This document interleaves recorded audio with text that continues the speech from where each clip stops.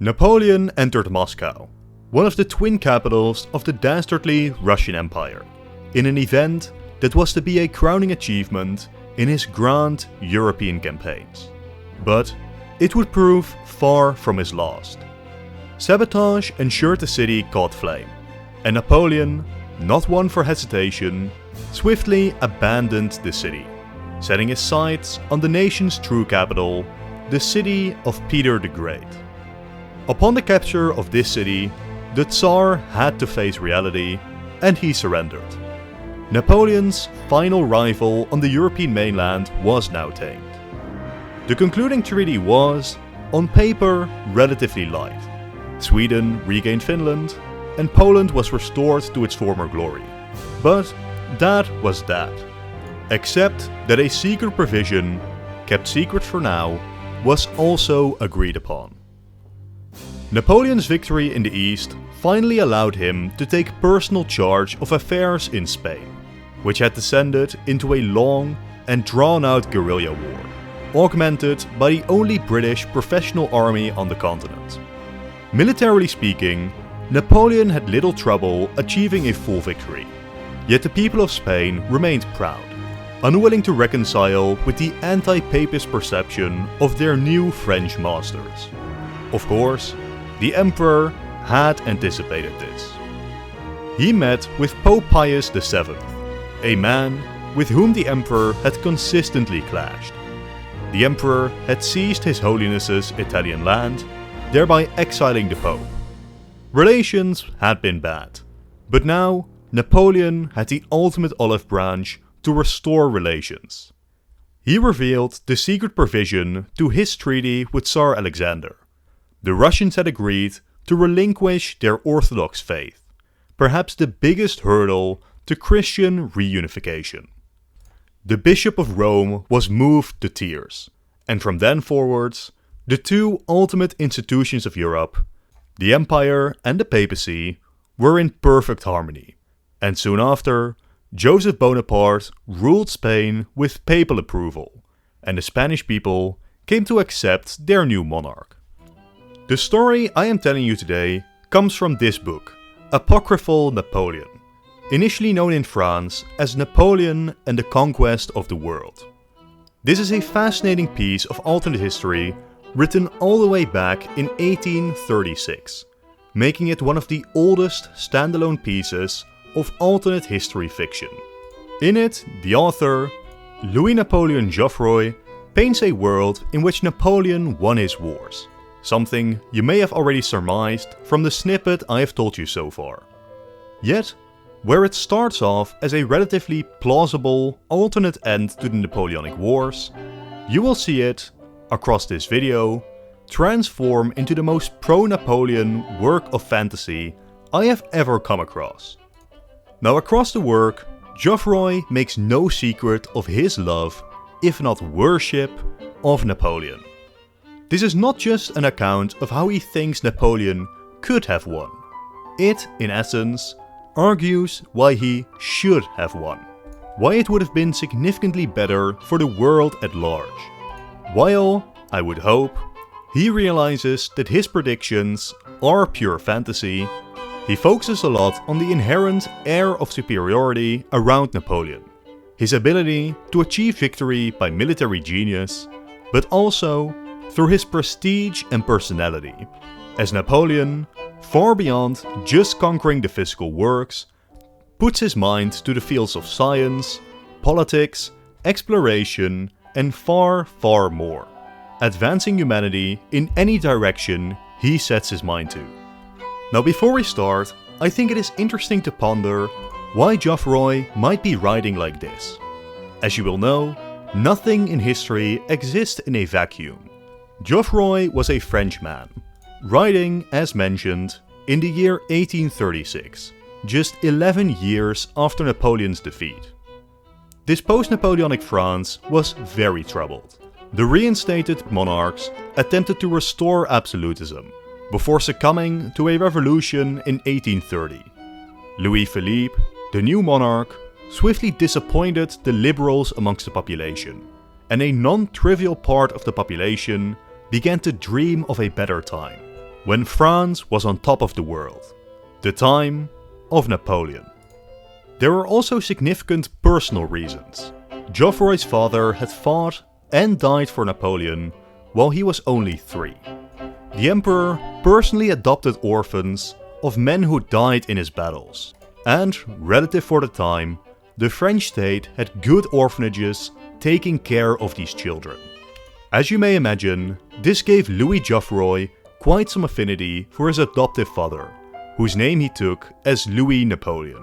As a kid during the Napoleonic Wars, Geoffroy has a completely different outlook on the Napoleonic Wars than us, who are mostly looking at Napoleon in a dry, historiographical way, aware of his flaws, his mistakes, and the details leading to his downfall. Melancholy for a lost childhood remains common to this day, thinking back to a more comfortable time before you were an adult with adult worries. It just so happens that for Geoffroy, this time coincided with France being on top of Europe, with his adoptive father as its emperor. Overall, that makes Geoffroy's work a beautiful example of the most extreme forms of French and broader Romantic era sentiments. A great man view of history, wherein a single hero bends the world through pure willpower alone, personified in France through the Napoleonic legend. Themes of technological and societal progress, spurred on by immense technological advances made at the time, taken to its extreme. All in all, I do highly recommend checking out the book in full, but for now, allow me to give a summarized version. As his campaigns in Iberia wrapped up, Napoleon began preparing for the most important objective of his life, defeating the power that had been a thorn in his side for decades, Great Britain. A massive, continental-scale shipbuilding effort was undertaken in Europe, and despite their impressive wealth and abilities, it was very clear the small islands could not keep up. But they were too stubborn to just surrender. Once the French had successfully landed, in a massive single battle, hundreds of thousands of soldiers on either side would decide the future of the world.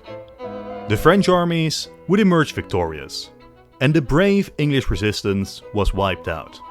To ensure they could never again threaten France, England was directly annexed into the French kingdom, while George III was left in charge over an Irish-Scottish satellite kingdom. The inevitable could now scarcely be denied. Napoleon was the master of Europe. Yet still, the proud monarchs of the old order were too headstrong to accept the inevitable. From the east, a conspiracy grew. The Tsar of Russia went into league with the kings of Prussia and Sweden, as well as with the Ottoman Sultan, launching the Northeast War, the final desperate gasp of the old order. Of course, these rebels were easily humbled by Napoleon's forces, allowing him to once more rearrange Europe. Brandenburg was folded into the Confederation of the Rhine, while Prussia was returned to Poland, and a kingdom of Silesia-Posen was created. Russia was severely punished too, being divided in 3, with power centers around Moscow, St. Petersburg, and Siberia. Finally, the Ottomans would lose their entire Balkan territory, which was directly annexed into France, Constantinople being reclaimed by Napoleon. I'm sorry for the quick intermission, but by far most of you aren't subscribed. To keep up to date with all the latest releases, consider doing so. Thank you. From this position of power, Napoleon begins to undertake some side adventures, not directly aimed at military or political power. Entire chapters deal with Napoleon solving historical vendettas with individual people.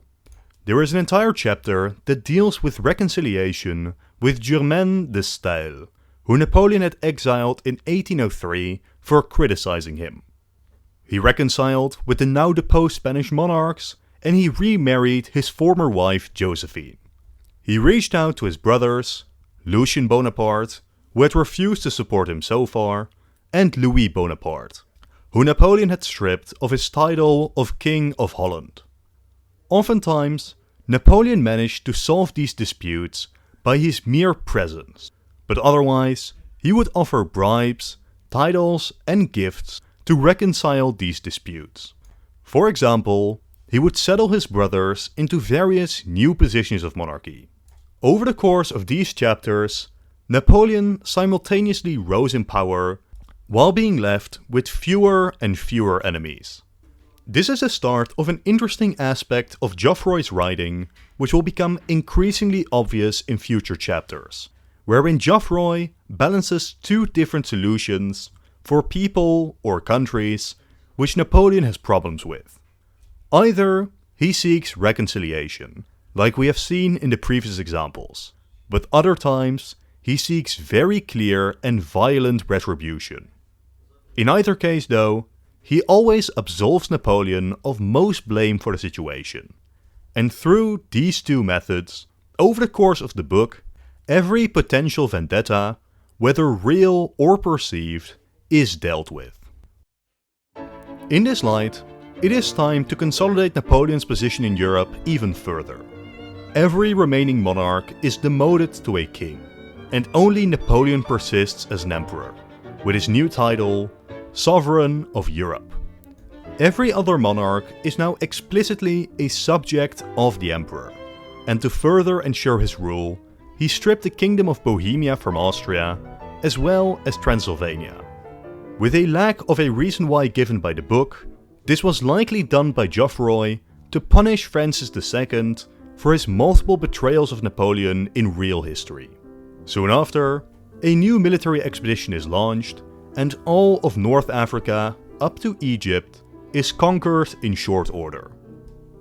Large sections of the book then start to focus on science, infrastructure, and archaeology. This, once more, is a testament to the time in which the book was written. For example, for millennia, the ruins of ancient Rome had been used to harvest cheap marble for new projects. Now, these ruins in themselves were being given more attention. The relation to knowledge and science had changed, and massive encyclopedias, purported to contain all human knowledge, were being written and updated, as science was reaching new heights in all fields. Napoleon was known to have an interest in some sciences, most notably publicly taking researchers with him to Egypt, discovering the Rosetta Stone. This is taken to new extremes in this book. Napoleon is a generous patron of all of the best scientists of the era. The meaning of life and death is uncovered, the most comprehensive works of science are created, while Napoleon begins massive, public renovation campaigns. He builds highways to connect his empire together, connecting Europe's rivers through massive canals, completely revamping Rome, uncovering their ancient ruins, and personally undertaking an expedition to Babylon, where he uncovers the very Tower of Babel itself. This is far from a comprehensive summary of his accomplishments, and later in the book it goes even further. But by the end of this work, science, in many fields, is even beyond what we today could accomplish. Going back to geopolitics, Napoleon goes on campaign to Asia, destroying the remnants of the Ottoman Empire, in the process capturing Jerusalem, as well as Arabia and the holy cities of Islam, as Napoleon began converting the region to Christianity as well. From there, his expedition to Persia was effectively accomplished within a single day, in a single battle. Going deeper, British, Dutch and Portuguese colonies have already made Napoleon the master of India, and after a difficult conquest of Afghanistan, it was now connected to the larger French Empire. Now in terms of time progression, it is only 1822. A mere decade ago, Napoleon was in Moscow. Concluding this round of conquests, an expedition was launched into Central Asia. There is an amusing side story here about Napoleon going on a lion hunt, but being ambushed and left defenseless against the beast. Yet, Napoleon would tame the lion, literally by just staring the beast down until it gave in. Considering the areas that Napoleon has just conquered, a rather natural allusion is made to how Napoleon compares to Alexander. Herein, Geoffroy is very clear just how much the past means to Napoleon by this point. The only thing Alexander is good for is in showing how Napoleon succeeded where his lessers had failed. His string of conquests would continue unbroken, going all the way down to Malacca, leaving only China and Japan unconquered. Now here we get a glimpse into Geoffroy's degrading attitude towards the non-European world. The conquest of Europe had taken decades. The conquest of all of Asia would be accomplished in 4 years total.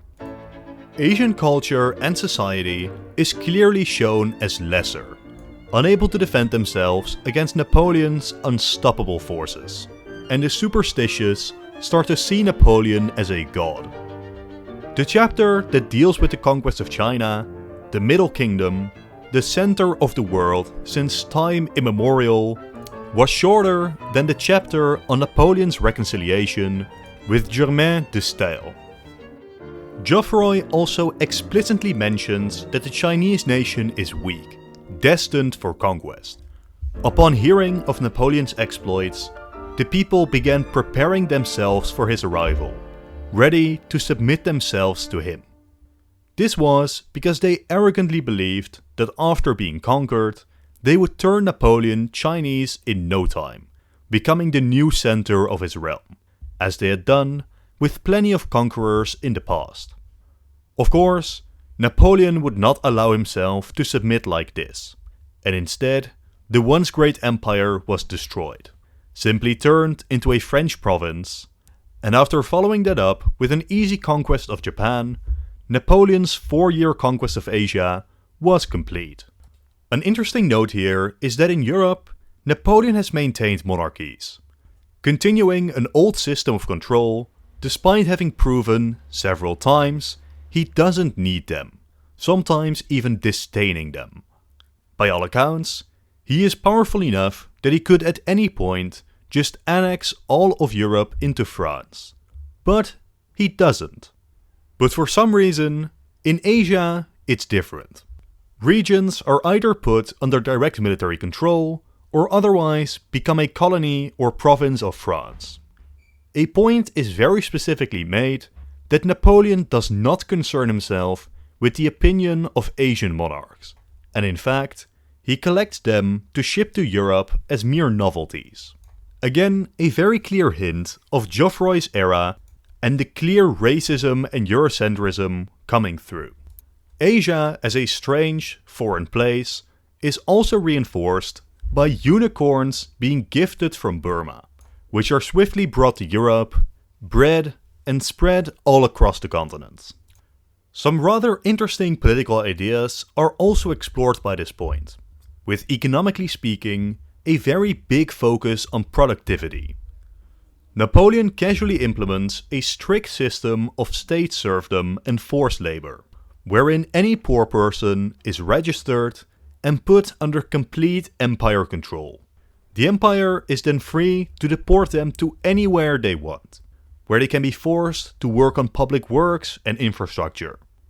This system became a massive success, and within just 2 years, 2/3 of the poor people simply started working harder to stop being poor and prevent being registered by the state.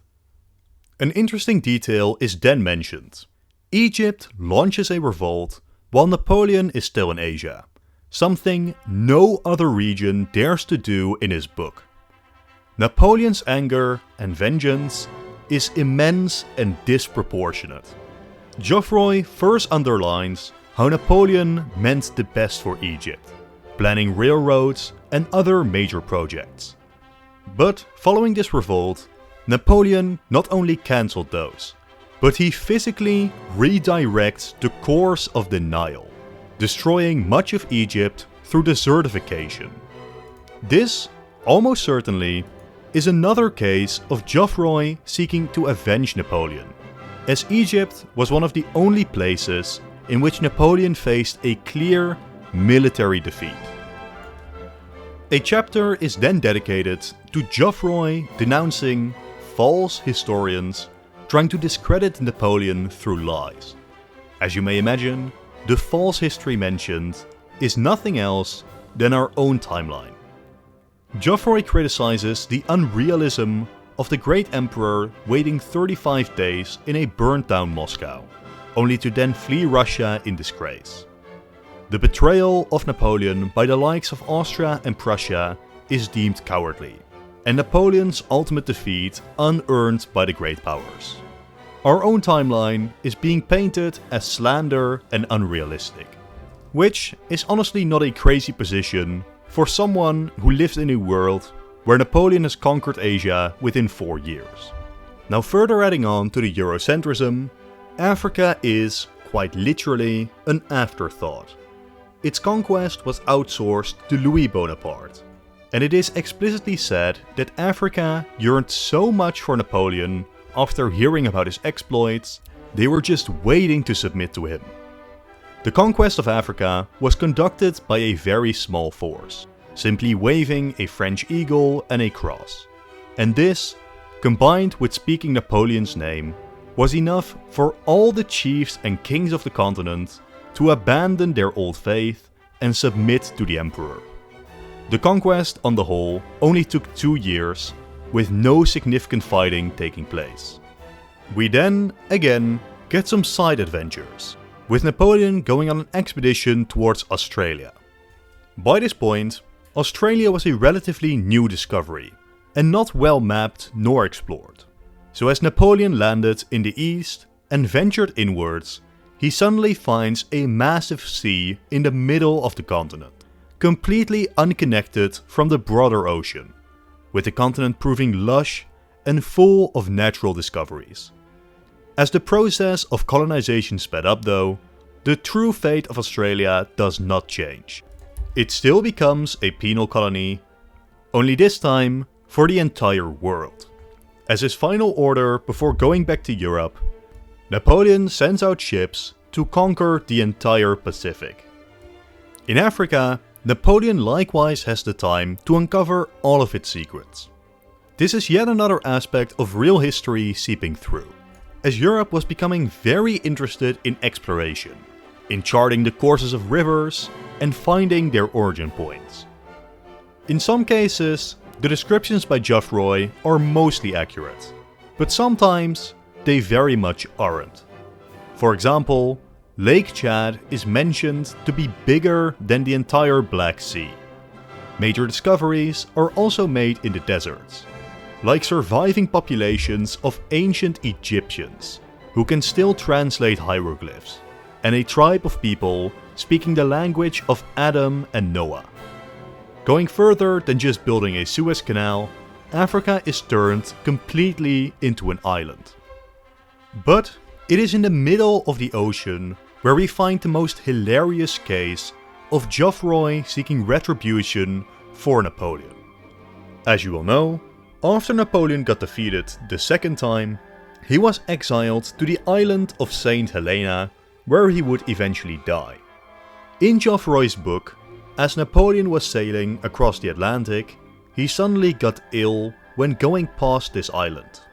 Once he got home, he ordered the complete depopulation of the island, mined it dry of anything valuable, and then quite literally blew it up in its entirety.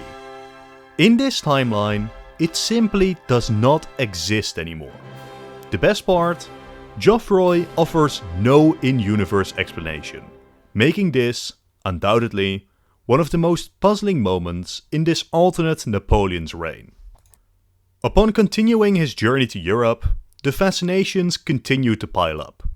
French ships lose their way, but eventually find land when they see a gigantic statue of Napoleon rising up out of the ocean. For a moment, it is contemplated if this is God's grace upon the emperor, but as they get closer, reality reveals itself. While Napoleon was on campaign, the combined forces of Europe had carved the entire island of Tenerife into a gigantic statue of the emperor. As we start to approach the end of the book, Napoleon settles into ruling his empire, soon after achieving his ultimate ambition, becoming the Universal Monarch. The entire world, it was declared, belonged solely to Napoleon. Now if you, like myself, were waiting for Napoleon's campaigns in the Americas, then I am sorry to disappoint. Napoleon did not even need to. Aside from the former British colonies, Napoleon held little territory in the region. But Geoffroy describes how following their independence from Europe, the former colonies fell into complete anarchy. Dictatorship, revolution, secession, wars, you name it. The United States weren't spared from this either, with the contradictions between the North and the South proving too much, and it descended into civil war. The situations in the Americas was so bad, and news of Napoleon's victories in the Old World so grand, that representatives of both Americas met up in Panama, and unanimously declared their fealty to the Emperor. The Universal Monarch now set his mind to standardization. He was now the only emperor. Christianity, really Catholicism, became the world's only religion. The world was divided between French provinces and autonomous kings. But those kings were not to have armies, nor allowed to wage war. Napoleon's title was hereditary, and slavery was abolished globally. The world would be divided in four. Europe, with Paris as its capital, Africa, with Timbuktu as its capital, America, with Mexico as its capital, and Asia, with Calcutta as its capital. Of course, French became the standardized language of everything. Even the Catholic Church abandoned Latin in favor of it. Farmlands were better organized to ensure optimal output. Centers of learning became interconnected. Versailles was turned into a city of museums and libraries. The judicial system was uniformized. Even more infrastructure, railways and canals were built. The military of each state was put under Napoleon's sole control. Secret police worked all around the world. Press was regulated universally, and so was art, the opera and the theater. A global telegraph network was installed to allow Napoleon to centrally rule the entire globe. Amongst the final chapters, we see a detailed account of an extreme technological revolution. Even faster trains, even faster ships, machines which could reshape the earth and tame the oceans. Even the weather could now be controlled. Vaccines solved most preventable diseases, and other illnesses found cures, with even blind and deafness solved. Ocean water was rendered drinkable. And not just, we can make ocean water drinkable, the entire ocean in itself became drinkable, while a perfect atlas was created to perfectly document the entire domain over which Napoleon now ruled. And even history itself flourished, with universal history books being written about every single region. Another crowning ceremony begins the conclusion of the book. Napoleon was no longer an emperor. He was his omnipotence. On the day of his coronation, during the celebratory fireworks, 2 stars exploded in the sky, destroying what was once the Orion constellation. After this event, the sky body was named after the emperor. But in an interesting twist, by the end of his perfect world, Napoleon felt empty. He had everything. He had found out everything. He had discovered everything, and in essence, he had become everything. He felt a loneliness at the top which could only be rivaled by God himself. What was left that Napoleon could wish for, to desire, except for, perhaps, death? And, sure as, the death of Napoleon, aged 62, caps off this work. So that about concludes my broad review of this book. And obviously it is, from beginning to end, the most purest form of wish fulfillment in alternate history. But Don't take that as me condemning this work entirely. I still highly recommend reading it. It is significantly more interesting than I had expected. The deep detail with which Geoffroy enriches his work really shows the passion he had for this subject. It is extremely charming to read, especially due to the side stories away from the major conquest, which are the aspects that most of all I have shortened. Aside from the educational value in reading a work from almost 2 centuries ago, it is also, in its simplest form, an interesting work of sci-fi about the pitfalls of the journey of humanity towards a potential utopia. For now though, this is the end of the video. Thank you all for watching and consider leaving a like and a comment as well as subscribing. If you enjoyed this video, click the video on top to watch another in this series. If you've already seen it, I'm sure the bottom video is great too. Once again, thank you all for watching and goodbye.